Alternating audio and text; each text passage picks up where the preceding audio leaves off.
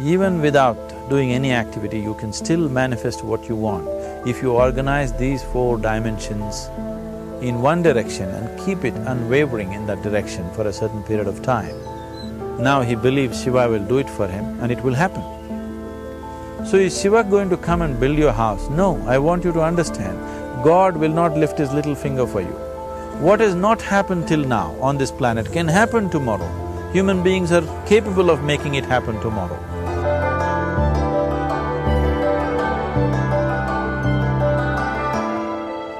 Everything we as human beings have created on this planet was essentially first created in our minds.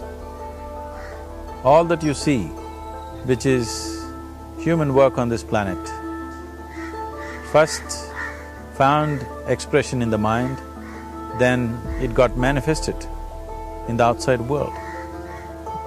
The wonderful things that we have done on this planet and the horrible things that we have done on this planet, both have come from the human mind.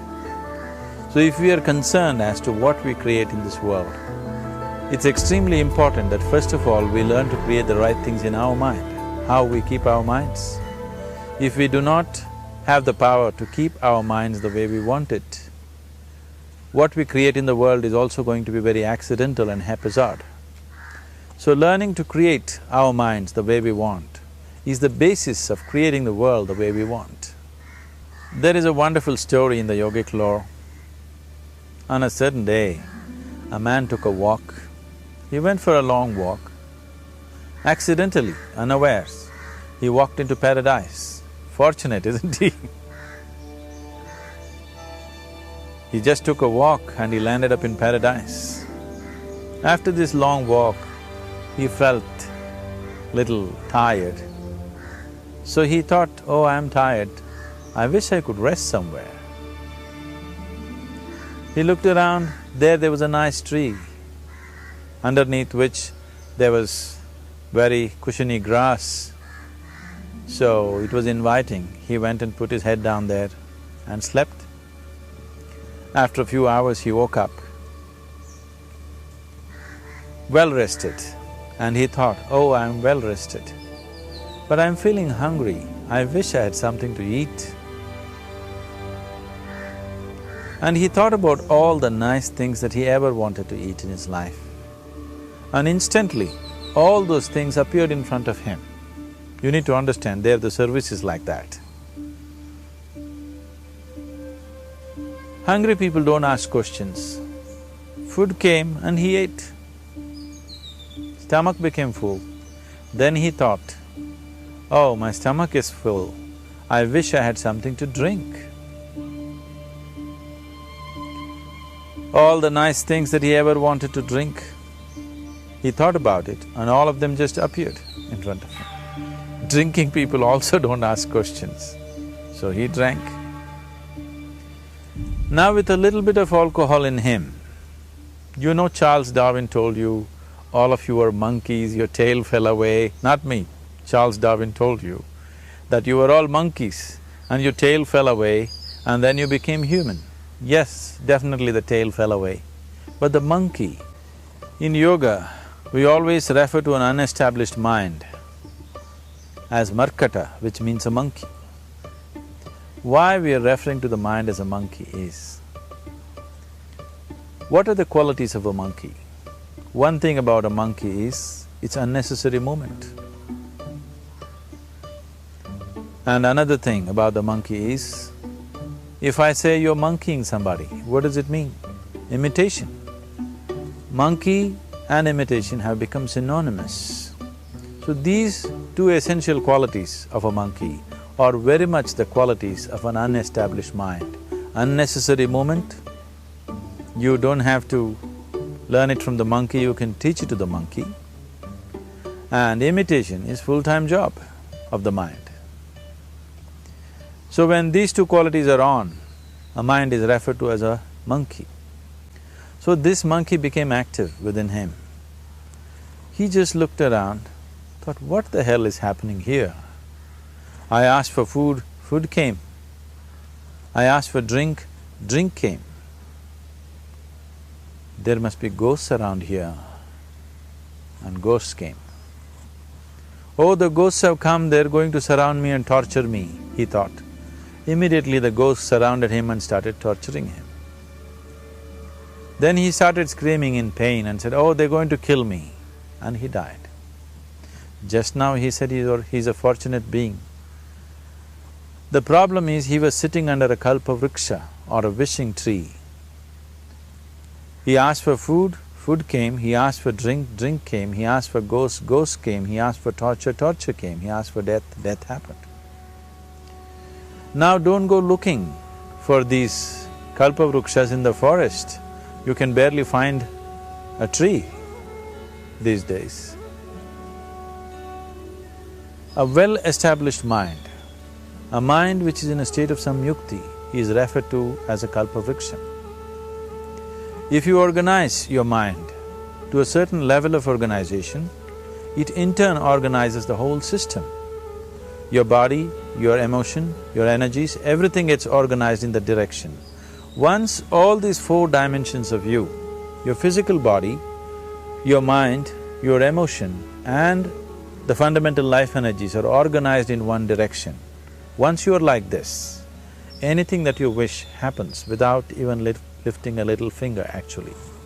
It would help to assist it with activity, but even without doing any activity, you can still manifest what you want if you organize these four dimensions in one direction and keep it unwavering in that direction for a certain period of time. Right now the problem with your mind is, every moment it is changing its direction.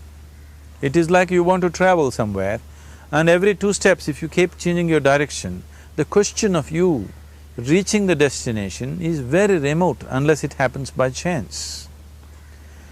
So, organizing our minds and in turn organizing the whole system and these four basic dimensions of who you are right now in one direction, if you do this, you are a kalpavruksha yourself.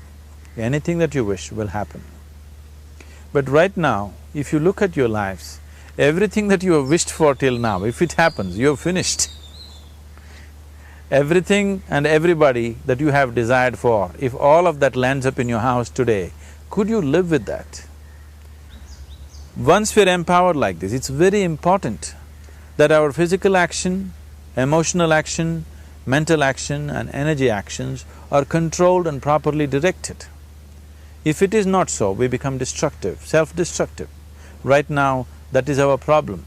The technology, which is supposed to make our life beautiful and easy, has become the source of all the problem that we are destroying the very basis of our life, which is the planet. So what should have been a boon, we are making a curse out of it. What has brought incredible levels of comfort and convenience to us in the last 100 years or so has also become a threat to our life simply because we are not conscious action, we are in a compulsive state of action.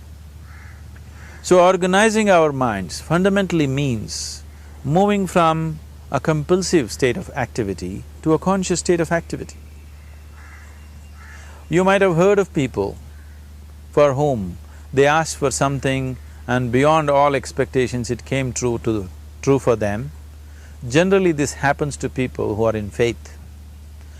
Now, let's say you want to build a house. If you start thinking, oh, I want to build a house, to build a house I need 50 lakhs, but I have only 50 rupees in my pocket, not possible, not possible, not possible. The moment you say not possible, you're also saying I don't want it. So on one level, you're creating a desire that you want something, on another level, you're saying I don't want it. So in this conflict, it may not happen. Someone who has some faith in a god or in a temple or whatever, who is simple-minded, faith works only for those people who are simple-minded. Thinking people, people who are too much thinking, for them it never works. A childlike person who has a simple faith in his god or his temple or whatever, he goes to the temple and says, Shiva, I want a house. I don't know how, you must make it for me. Now in his mind there are no negative thoughts. Will it happen? Will it not happen? Is it possible? Is it not possible? These things are completely removed by this simple act of faith. Now he believes Shiva will do it for him and it will happen. So is Shiva going to come and build your house? No, I want you to understand, God will not lift his little finger for you. What you refer to as God is the source of creation. As a creator, he has done a phenomenal job, there's no question about it. Could you think of a better creation than this? Is it in anybody's imagination to think anything better than what is there right now? So as a creator, he has done his job wonderfully well. But if you want life to happen the way you want it, because right now, the very crux of your happiness and your well-being is this: if at all if you're unhappy, the only and only reason why you're unhappy is life is not happening the way you think it should happen. That's all it is. So if life is not happening the way you think it should happen, you're unhappy. If life happens the way you think it should happen, you are happy. It's as simple as that.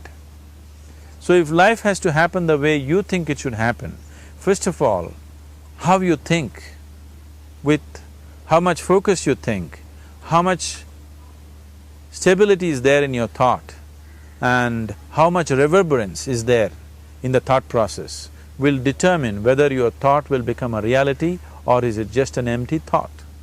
Or how you do not create any impediments for your thought by creating negative thought process. This possible is something possible or not possible, is destroying humanity. What is possible and not possible is not your business, it's nature's business. Your business is just to strive for what you want. Right now you're sitting here, if I ask you two simple questions, I want you to just look at this and answer this. Right now from where you're sitting, can you just fly off? You say no. Right now from where you're sitting, can you get up and walk? You'll say yes. What is the basis of this? Why you say no to flying and yes to walking? Because past experience of life, many times you've gotten up and walked, never did you fly off. Or in other words, you're using the past experience of life as a basis for deciding whether something is possible or not possible. Or in other words, you have decided that what has not happened till now cannot happen in your life in future. This is a disgrace to humanity and the human spirit. What has not happened till now on this planet can happen tomorrow. Human beings are capable of making it happen tomorrow. So what is possible and what is not possible is not your business. That is nature's business. Nature will decide that. You just see what is it that you really want and strive for that. And if your thought is created in a powerful way, without any negativity, without any negative thoughts bringing down the intensity of the thought process, the first and foremost thing is you must be clear what is it that you really want. If you do not know what you want, the question of creating it doesn't arise. If you look at what you really want, what every human being wants is, he wants to live joyfully, he wants to live peacefully. In terms of its relationships, he wants it to be loving and affectionate. Or in other words, all that any human being is seeking for is pleasantness within himself, pleasantness around him.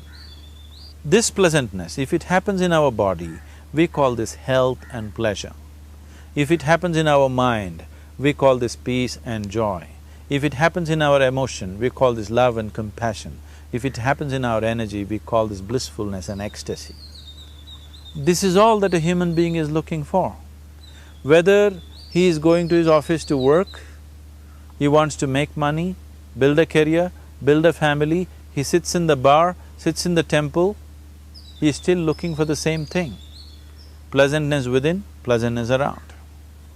If this is what we want to create, I think it's time we addressed it directly and commit ourselves to creating it.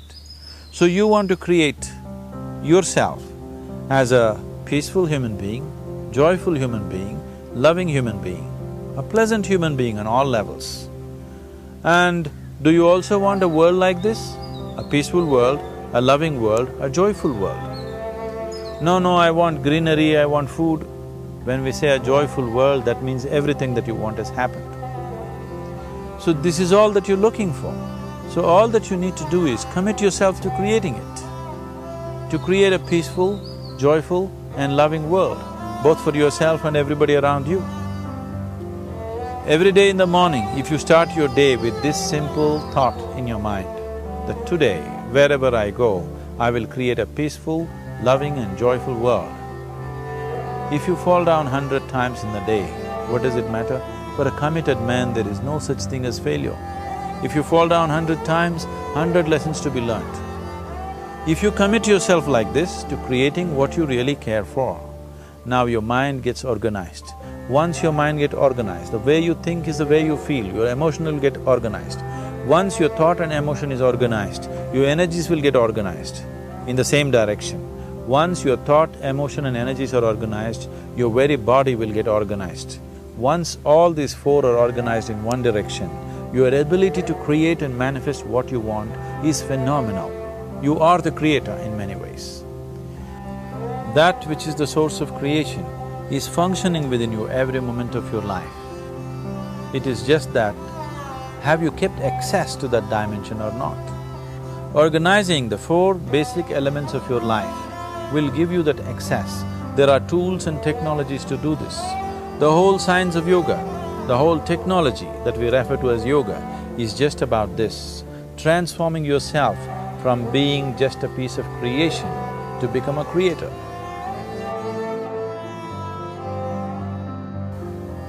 It is my wish and my blessing that every human being in this world should have this access to the source of creation within himself so that he can function here as a creator, not just as a piece of creation.